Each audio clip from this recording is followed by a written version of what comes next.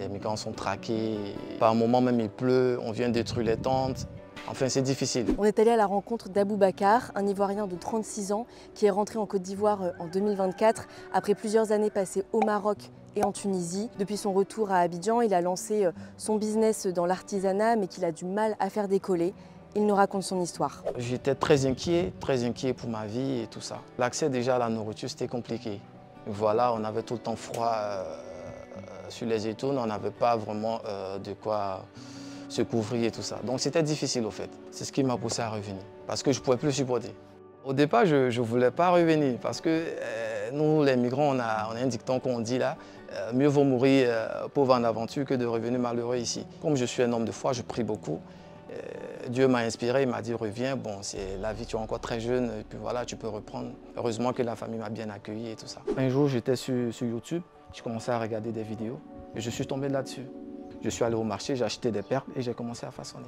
C'est passionnant parce que ça permet de déstresser et c'est un boulot qui demande beaucoup de patience. Et je dis comme ça à toutes les personnes qui ont été troublées par exemple en aventure, qu'ils reviennent, qu'ils essaient de faire le perlage parce que ça te permet d'oublier au fait. Aboubacar a été rapatrié depuis la Tunisie via l'OIM, l'Organisation internationale pour les migrations. L'OIM ici à Abidjan fait régulièrement face à des migrants qui rentrent dans leur pays d'origine brisés par les violences subies sur la route de l'exil. La plupart d'entre eux ont subi donc des sévices pendant leur parcours migratoire. Certains sont des victimes de traite, d'autres sont des personnes qui ont été emprisonnées pendant des mois, d'autres sont des personnes qui ont été réduites à l'esclavage et que nous avons donc aidé au retour. Ils rentrent bien sûr avec beaucoup d'appréhension en ce qui concerne déjà l'acceptation communautaire. C'est un réel défi. Certaines familles qui acceptent, qui accueillent à bras ouverts leurs fils et leurs filles. Nous en avons malheureusement certains qui sont totalement réfractaires, qui ne sont pas ouverts au retour. On a aussi rencontré Reine, une Ivoirienne mère célibataire de 3 enfants. Elle a passé 8 ans en Tunisie en tant que nourrice. Ses conditions de vie étaient déjà difficiles là-bas, mais sont devenues insoutenables après le discours anti-migrant du président tunisien Kais Saied en 2023.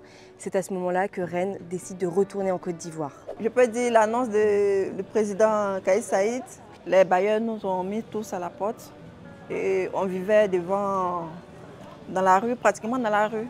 Je suis rentrée en Côte d'Ivoire parce que la peur y était et puis le manque d'insécurité aussi y était. Ce n'était pas du tout facile de m'intégrer dans la famille. Pourquoi? Le rejet d'abord, côté familial.